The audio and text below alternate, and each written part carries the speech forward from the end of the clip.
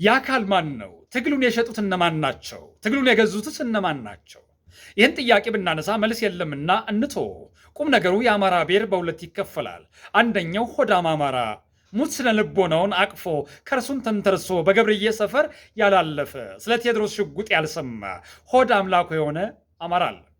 በእናቶችም ባሰክሮ የሚንገዳገድ እሱም አማራ ነው። አሽከር ይሉት ቃላት ገልጾ የማይጨርሰው የአእምሮ ንቅለ ተከላ የተደረገለት በሌሎች ጭንቅላት የሚያስበው እሱም አማራ ነው። ሆድ ዙፋን የሆነው ይሄም አማራ ነው። ለዚህ ይሆን እንዴ ትግሉ የተሸጠው? ወይንስ ከድሮም ቅዠት ነው? ኢትዮጵያ የምትባል ስንዱ መቤትን ያወረሰን ጀግና እሱም አማራ ነው። ግን ወዴት ነው ያለው? ከድፍን ኢትዮጵያ ህብር የገመደው በልቶ ማደር ሳይሆን ክብር የሚያጠግበው የታለ? እሱም አማራ ነው። የጥይት በረዶ ፈርቶ የማያውቀው ባሩድ የሚለብሰው እሱም አማራ ነው። የትኛው ነው ሻጩ? ማንስ ነው የገዛው? ተናገር በይፋ ሞት ይብቃ እንደ ሀገር ወይ ልክህን አስምር። ምላስ ቅርሻት ነው ትውልድ የሚያመክን። ይልቅ ምክንያቱን ዘርዝር እውነታውን አውጣ። የሰሜን ዱር አደር ቀድመ ካላወቅከው የህልምህን ዳራ ቀድሞን ሙታል፣ አሁን ተማርከሃል። ተጠየቅ አንተ ሰው ህልም አልባ ገዳይነ ትናንት ለምን ወጣህ? ዛሬ ስትመለስ መቋጫውን ይዘህ ሰላም ካበሰርከን ይቅር እንበልህ። መሪ ህዝቡን አሰልጥኖ መምራት የማይችል ከሆነ ሬሳ ነው የሚመራው። ብዙ ሰዎች የመሪ ስራ ዘመናዊ ከተማ መገንባት ይመስላቸዋል። እስኪ ይህንን ቪዲዮ ተመልከቱት።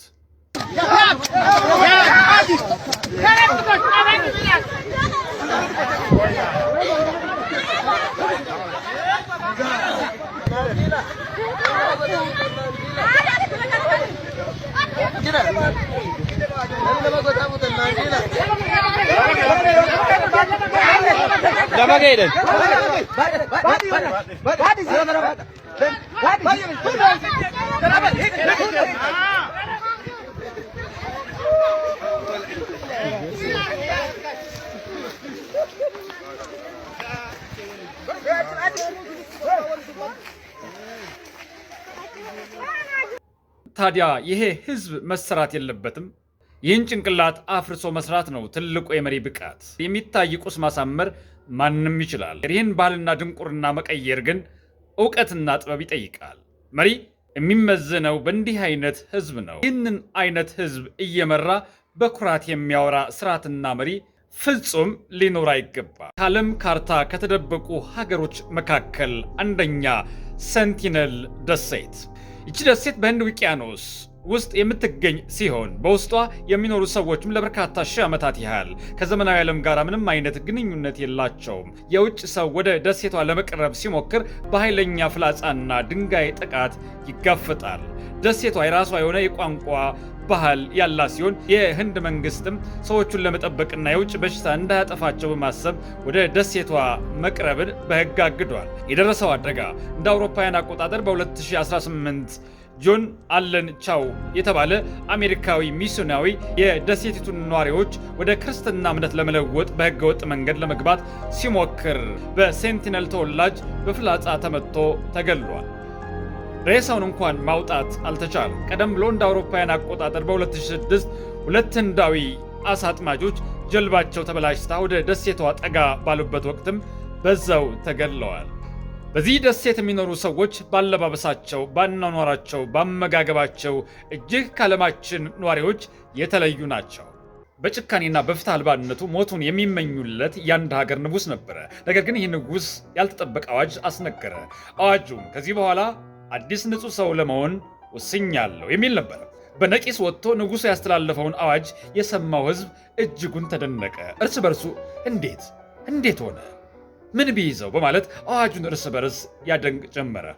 አሁንም ንጉሡ ድምፁን ከፍ አድርጎ ከዚህ በኋላ ጨካኝ ንጉሥ፣ ፍትህ አልባ ንጉሥ የለም ሲል በአደባባይ ቃል ገባ። ቃሉን ጠብቆ እንደ ቃል ሆነ። ደጉ ንጉሥ በሚል ይታወቅ ጀመረ። ከወራት በኋላ ይህንን ያልጠበቀውን ፍጹም ለውጥ የተመለከተ አንድ ባለሟል እንዲህ አይነት ለውጥ በልቡ ምን እንዳሳደረበት የማወቅ ፍላጎቱ ጨምሮ የንጉሡን የለውጥ ምክንያት ጠየቀ። ንጉሡም እንዲህ ሲል መለሰለት። በጥቅጥቅ ደን ውስጥ ሳልፍ ዓይኔ በአንድ ተሳዳጅ ቀበሮ ላይ አረፈ። ቀበሮው ወደ ጉድጓድ ገብቶ ለማምለጥ ሲሞክር አዳኙ ውሻ እግሩን ነክሶ ጉዳት ስላደረሰበት ቀበሮው በቀሪ ዘመኑ አንካሳ ሆኖ ቀረ። በዚህ ልቤ ተነክቶ ወደ መንደሩ በተመለከትኩኝ ጊዜ አንድ ሰው ትልቅ ድንጋይ አንስቶ ውሻውን ሲያሳድደው በወረወረው ድንጋይም ውሻውን እግሩን ሲሰብረው ተመለከትኩኝ። የሚገርመው ግን ሰውየው ድንጋዩን ወርሮ ብዙ ሳይራመድ ከየት እንደመጣ ባላየው ፈረስ በእርግጫ ጉልበቱን በመመታቱ አካል ጉዳተኛ ሆነ። ፈረሱም ተራግጦ ወደ መስኩ ሲሸመጥጥ ገደል ውስጥ በመግባቱ እግሩ ተሰብሮ እንዳልሆነ ሆነ። የእነዚህ ክስተቶቹ ናቴ ባስተዋልኩኝ ጊዜ አእምሮዬ መለስ ብሎ መጥፎነት የባሰ መጥፎነት ይወልዳል ሲል አቃጨለብኝ። እናም በዚህ እኩይ ተግባር የሚቀጥል ከሆነ በባሰ መጥፎነት መወሰዴ ስለገባኝ ራሴን ለመለወጥ ውሳኔ ላይ ደረስኩኝ በማለት በዝርዝር አስረዳ። ባለሟሉም የንጉሱን ሐሳብ እየሰማ የነበረው በሌላ እኩይ ሐሳብ ተውጦ ነበረ። የንጉሱን ንግግር ከሰማ በኋላ ንጉሱን ጥዬ በንጉሱ መንበር የሚቀመጥበት ሰዓት ደርሰዋል፣ እንዴት ሳድርግ ይህን ጅላጅል ንጉስ ከመንበሩ ላይ ልጣለው እያለ ሴራውን እያውጠነጠነ ሲራመድ ደረጃ ስቶ ክፉኛ ወደቀ። አንገቱ ተሰብሮ በዚያው ይችን ዓለም ተሰናበተ። ሰው የዘራውን ያጭዳል ነው ነገሩ። ኩርንችት የኩርንችትን ፍሬ ነው የሚያፈራው እንጂ ወይን አያፈራም። እኩይነትም የትርፍ ስራ አይሰራም። የሚገባበት ማን እንደሆነ አይታወቅምና አርቀህ አትቆፍረው ይላል ሀገረኛ ብሂል። እንዲህ አይነቱን ለመዘከር መሳሳት ለስጋ ለባሽ የሚስማማው በመሆኑ ክፋት ቢያድርበትም ዋናው ማሰሪያው ውሎ ከክፋት ተመልሶ በስተት መማር መቻል ነው። ቅንነትን ገንዘብ ያደረገ ምንኛ የታደለ ነው። መጋቢት 22 ቀን በታሪክ ሲታወስ በኢትዮጵያ የታሪክ ድርሳናት ውስጥ መጋቢት 22 ቀን ሲነሳ ቀዳሚው ክስተት የማይጨው ጦርነት ነው። ይህ ጦርነት በፋሽስት ኢጣሊያና በኢትዮጵያ መካከል የተደረገ የመጨረሻ ትልቅ የመከላከል ውጊያ ነበረ። የጣሊያን ጦር ዘመናዊ መሳሪያና የአውሮፕላኖችን በመጠቀም ወደ መሃል ኢትዮጵያ እየገሰገሰ በነበረበት ወቅት አፄ ኃይለ ሥላሴ በራሳቸው መሪነት የክተት አዋጅ አውጀው ወደ ሰሜን ዘመቱ። ንጉሠ ነገሥቱ የክብር ዘበኛ ሰራዊታቸውን ይዘው በማይጨው ግንባር ከጠላት ጋር ፊት ለፊት ተጋጠሙ። የኢትዮጵያ ሰራዊት በጀግንነት ቢዋጋ፣ የጣሊያን ጦር ግን በዓለም አቀፍ ደረጃ የታገደውን የመርዝ ጋዝ በመጠቀም በሰራዊቱ ላይ ከፍተኛ ጉዳት አደረሰ። ይህ ጦርነት ለኢትዮጵያ ሽንፈት ያስከተለ ሲሆን ንጉሠ ነገሥቱ ወደ አዲስ አበባ ተመልሰው በመጨረሻም ወደ እንግሊዝ ለስደት እንዲሄዱ ምክንያት ሆኗቸዋል። ጦርነቱ የኢትዮጵያን 5 ዓመት የጨለማ ዘመን ያበሰረ ክስተት ተደርጎ ይወሰዳል። ከማይጨው ጦርነት 12 ዓመታት በፊት በዛሬው ዕለት አልጋ ወራሽ ተፈሪ መኮንን በኢትዮጵያ ታሪክ ውስጥ ትልቅ ለውጥ ያመጣ የባርነት ነፃ ደንብ የደነገጉበት ቀን ነበረ። ይህ አዋጅ በኢትዮጵያ ውስጥ ለዘመናት የቆየውን የባርነት ስርዓት በሕግ ለማስቀረት የተወሰደ የመጀመሪያው ጠንካራ እርምጃ ተደርጎ ይወሰዳል።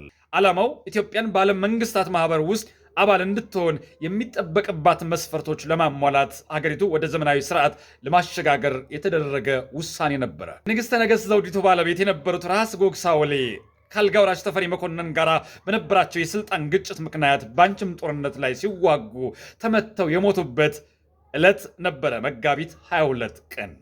እሳቸው ከሞቱ በኋላ መጋቢት 23 ቀን ንግሥተ ነገሥት ዘውዲቱ ማረፋቸውና አፄ ኃይለ ሥላሴ ሙሉ ስልጣን መያዛቸው ይታወሳል። ዛሬ መጋቢት 22 ቀን የጀግንነት የመስዋዕትነትና የትልቅ ማህበራዊ ለውጦች መታሰቢያ ነው። በተለይም በማይጨው አምባ ላይ የፈሰሰው የጀግኖች ደም ለኢትዮጵያ የነፃነት ትግል ዋጋ የተከፈለ የታሪክ አሻራ ተደርጎ ይወሰዳል።